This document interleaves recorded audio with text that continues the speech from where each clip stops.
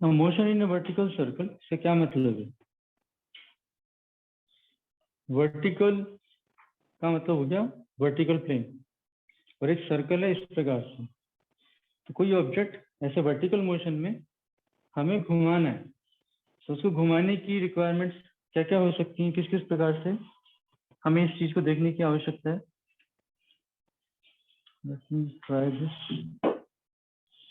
So we need to throw this object. We need to throw this object. मैं इसको धीरे से फेंकता हूँ यहाँ से, तो ये जस्ट यहाँ पे ऑसिलेट करता है, ठीक है। इसको थोड़ा और तेजी से फेंकता हूँ, तो इसका ऑसिलेशन और बढ़ गया, ठीक है। अभी देखो किस प्रकार से गिरता है, ये यहाँ से यहाँ तक जाता है और ऐसे गिर जाता है। Are you observing this? ये इस प्रकार से जब मैं तेज फेंक रहा हूँ तो यहाँ से यहाँ तक जाके ऐसे प्रोजेक्टाइल की तरह गिर जाता है, देखो। सर ये तो प्रोजेक्टाइल मोशन हो गया, मतलब ये कोई मतलब कांस्टेंट एक्सेलरेशन से मतलब गिर रहा है और हम किसी वेलोसिटी से उसको ऊपर फेंक रहे हैं। हाँ, ये मैं इसकी वेलोसिटी बढ़ा रहा हूँ। पहले मैंने धीरे से फेंका, ऑसिलेट कर रहा था, थोड़ा और तेज फेंका तो इसका स्विंग और बढ़ गया, इसको और तेजी से फेंका, ठीक है, तो हाफ तक गया, और अभी और तेजी से फेंक रहा हूँ तो हाफ से ऊपर जाके ऐसे गिर जा रहा है, फ्रीली गिर जा रहा है। तो क्या हो रहा है, अभी इसकी जो भी वेलोसिटी दी जा रही है, that velocity is not sufficient enough to take it to the whole vertical rotation, ठीक है। तो हमें इसको मिनिमम कितनी वेलोसिटी देनी चाहिए ताकि ये अपना वर्टिकल रोटेशन पूरा कर ले, तो दैट इज द क्वेश्चन। सो अभी देखो, इसको मैंने ज्यादा तेजी से फेंका तो ये अपने 2 सर्कल पूरे कर गया था, ठीक है। तो 2 सर्कल तो नहीं, हमें एक ही सर्कल पूरा कराना है।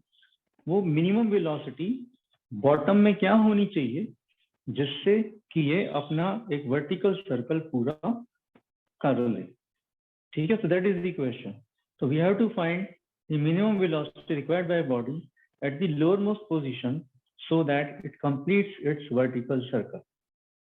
अगर ये वेलोसिटी लोएस्ट पॉइंट पे मेंटेन होती है तो वो अपने वर्टिकल सर्कल में बॉडी घूमती रहेगी,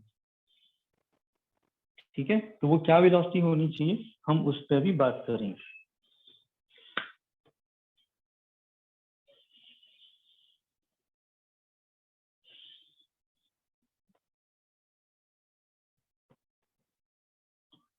So say this is the circle in which this body has to execute its vertical motion. So that is the object whose mass is m. So its weight must be acting in the lower direction, that is weight, and tension in the string is in the upper direction. And to move in A पर body है, ठीक है। यहाँ पे कौन कौन से forces act कर रहे हैं, वेट नीचे की तरफ एक्ट कर रहा है, ये स्ट्रिंग की टेंशन ऊपर की तरफ एक्ट कर रही है, ठीक है। और क्योंकि हमने इसको वेलोसिटी दी, वेलोसिटी की वजह से सर्कुलर मोशन में एक बाहर की तरफ फोर्स एक्ट करता है जिसको हम जूडो फोर्स कहते हैं, सेंट्रीफ्यूगल फोर्स। वो सेंट्रीफ्यूगल फोर्स भी बाहर की तरफ एक्ट कर रहा होगा, अपोजिट फ्रॉम दी सेंटर, तो वो भी नीचे की तरफ एक्ट कर रहा होगा।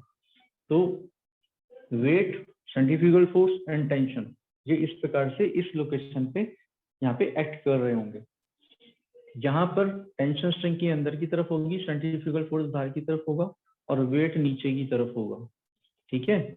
बॉडी जहाँ ऊपर की तरफ रही है, यहाँ पे tension in the string is in the lower direction, weight is also in the lower direction, and centrifugal force is acting away from the centre, तो ये ऊपर की तरफ फोर्स लग रहा होगा, ठीक है।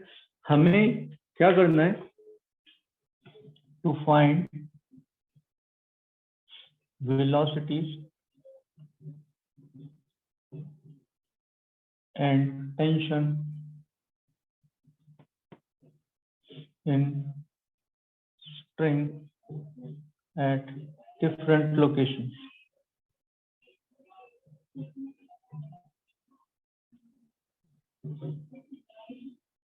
यहाँ पे डिफरेंट लोकेशन कौन कौन सी हैं, एक लोकेशन है ए, एक लोकेशन है बी, एक लोकेशन है सी। इन अलग अलग लोकेशन पे हमें वेलोसिटी कितनी होनी चाहिए ये निकालना है, और स्ट्रिंग में टेंशन कितना होगा ये निकालना है। 3 लोकेशन है, तो 3 हो गए टेंशन और 3 हो गई वेलोसिटी। 6 चीजें हमें यहाँ पे निकालनी है, ठीक है। तो इसको एग्जीक्यूट करने के लिए हमको law of conservation of energy follow करनी पड़ेगी, क्योंकि ये जो वर्टिकल मोशन है ये ग्रेविटेशनल फील्ड में हो रहा है, और ग्रेविटेशनल फील्ड में जो भी ऑब्जेक्ट मूव करता है उसकी टोटल एनर्जी कंजर्व रहती है। तो हम लोअर मोस्ट लेवल पे जो इसकी टोटल एनर्जी है वो काइनेटिक एनर्जी ही होगी, क्योंकि इससे नीचे वो नहीं जाने वाला है। तो यहाँ पे टोटल एनर्जी उसकी जो भी काइनेटिक एनर्जी की फॉर्म में रहेगी, ये टोटल एनर्जी यहाँ पे भी उतनी ही होगी कंजर्व, ये टोटल एनर्जी यहाँ पर भी उतनी ही होगी। मगर क्योंकि यहाँ से यहाँ तक इसने कुछ हाइट गेन कर ली है, now this energy will be distributed in the form of kinetic energy and potential energy. और जब यहाँ पर चला जाएगा तो यहाँ पे हाइट और ज्यादा हो गई है, इसलिए पोटेंशियल एनर्जी ज्यादा हो जाएगी, काइनेटिक एनर्जी कम हो जाएगी, मगर टोटल एनर्जी उतनी ही होगी जितने से ये शुरू हुआ था, राइट। अभी एक एक करके हम इन लोकेशंस को एनालाइज करें।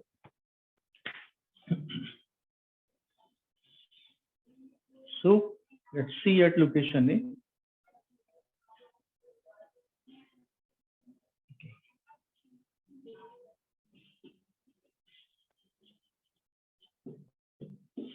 At location A, location c पे पोटेंशियल एनर्जी हमें निकालनी है कि पोटेंशियल एनर्जी ए से सी तक जाते जाते कितनी हाइट गेन कर जाएगी।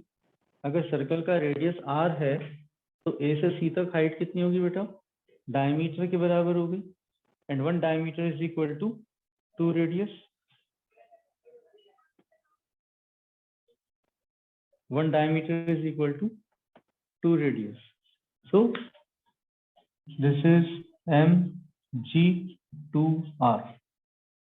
यहाँ से यहाँ तक जिसकी पोटेंशियल एनर्जी हो गई वो इतनी हो गई, और यहाँ पे काइनेटिक एनर्जी कितनी हो गई, kinetic energy is half m vc square, half m vc square. ये इसकी टोटल एनर्जी हो गई at C, uc is equal to mg2r plus half m vc square, ठीक है। Now coming to tension T, and this is centrifugal force m vc square upon r. अब ये यहाँ पर बॉडी हाईएस्ट पॉइंट पे तब रहेगी जब ये सेंट्रीफ्यूगल फोर्स इसके वेट को उठा पा रहा है। ये सेंट्रीफ्यूगल फोर्स इस बॉडी के वेट को उठा पा रहा है, जब तक ये कंडीशन है तब तक ये ऑब्जेक्ट हाईएस्ट पॉइंट पे रहेगा, ठीक है। अब हमें कम से कम वेलोसिटी देखनी है, वो कितनी होनी चाहिए। तो कम से कम वेलोसिटी के केस के अंदर इस लोकेशन पे स्ट्रिंग में टेंशन 0 हो जाना चाहिए, ठीक है। For minimum velocity, for least required velocity, tension in string at highest point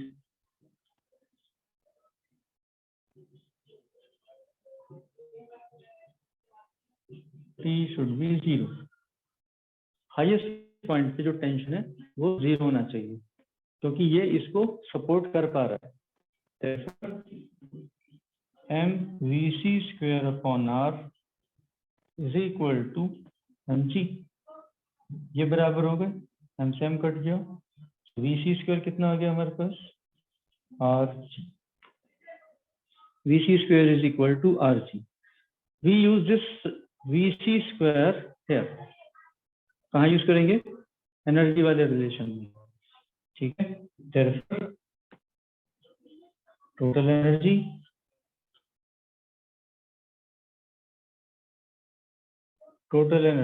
is not UC, UC ये है, K ये है, this is EC, total energy relation EC is equal to 2 mgr plus half m vc square. vc कितना है बेटा? rg. vc square is rg, so this is half rg.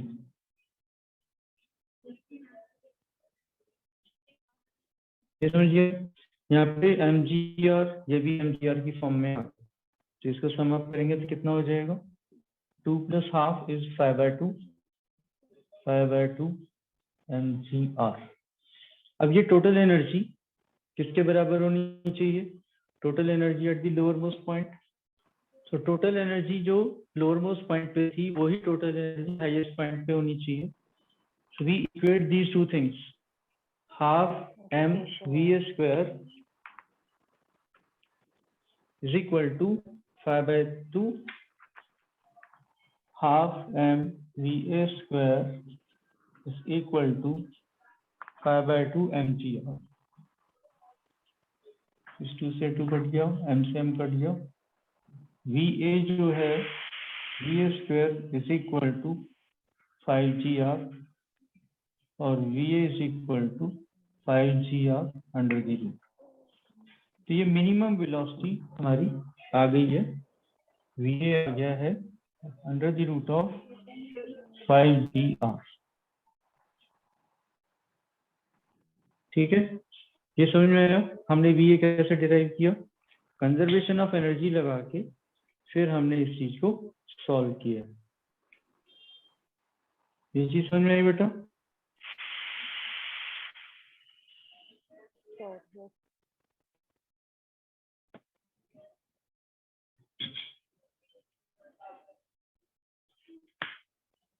vc कितना होगा फिर? vc कितना है हमारा? Square root of rg.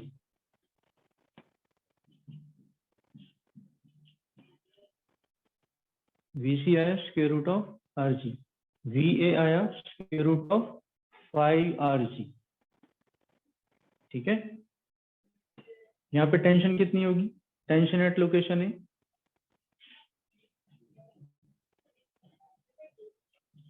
Tension at location A.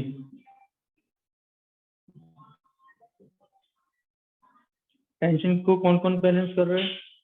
mg और centrifugal force. This is equal to mg plus mva square upon r. So mg plus m upon r. va square is how much? 5gr. So this is 5gr. r से r cut गया. So we have 5 mg plus mg, that is 6 mg. So tension in the string at A is 6 mg and tension at C, this we have taken 0 minimal requirement के अनुसार. So this tension T at A is 6 mg. ठीक है, yes. ये चीजें समझ में आई बेटा? Yes, sir. ठीक है, अब हमने B को टच नहीं किया यहाँ पे. अब हम B पर भी ये चीजें इवेल्युएट करेंगे. ठीक है, कि B पर VV वेलोसिटी कितनी होगी और टेंशन इन द स्ट्रिंग ये टेंशन कितनी होगी. तो वेलोसिटी और टेंशन ये दोनों चीजें हमें B लोकेशन पे निकालनी है. ठीक है, इसको रब कर दूं बेटा. B लोकेशन पे देखें. अब B लोकेशन पे हाइट कितनी गेन हुई है? R. पोटेंशियल एनर्जी कितनी हो गई? U at B is equal to mgr. mgh होती है, h की जगह यहाँ पे हमारे पास हाइट r गेन हुई है. ठीक है, काइनेटिक एनर्जी कितनी है? Kinetic energy at P is equal to VB के अनुसार half m VB square. So total energy at B will be given by mgr plus half m VB square. Now this total energy must be equal to the total energy at the lowermost point. और ये lowermost point की total energy कितनी है? Energy at A is half mVA square. और VA square कितना है हमारे पास? 5GR. So this is half m 5GR. So this is 5/2 mgr. We equate these two, conservation of energy, these two energies should be equal. So 5/2 mgr should be equal to this, that is mgr plus half mvb square. तो m तीनों में common है, LCM ले लेंगे तो ये 2 भी चला जाएगा, इधर 2 आ जाएगा, ये हो गया 5GR is equal to 2GR plus VB square, और 5 में से 2 गया तो VB square is equal to 3GR. तो VB की वैल्यू कितनी आ गई? Square root of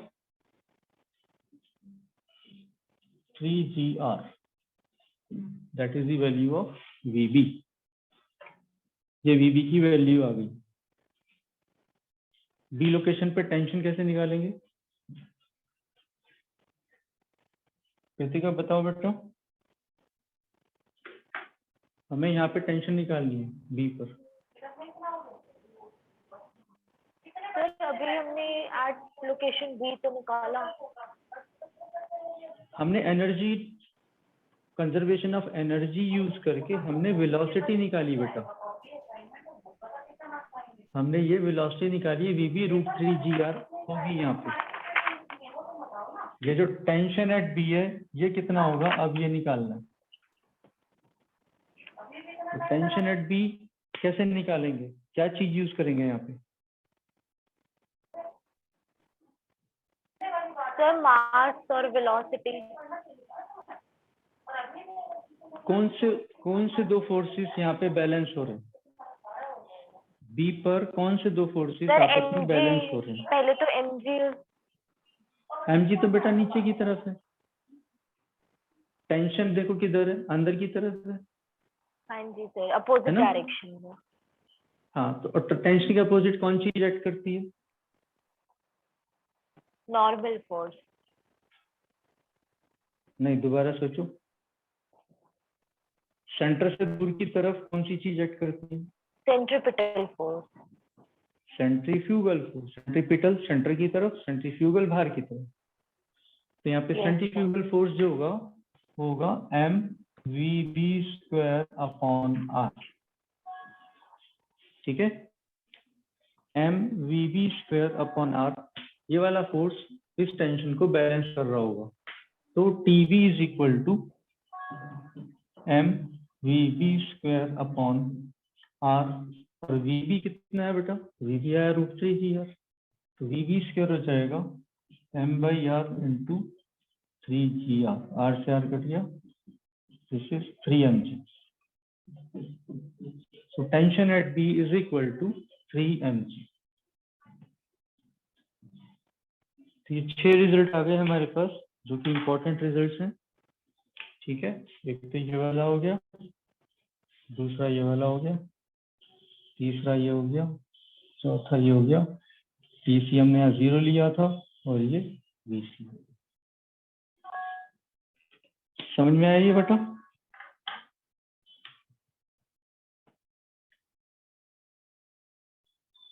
yes sir.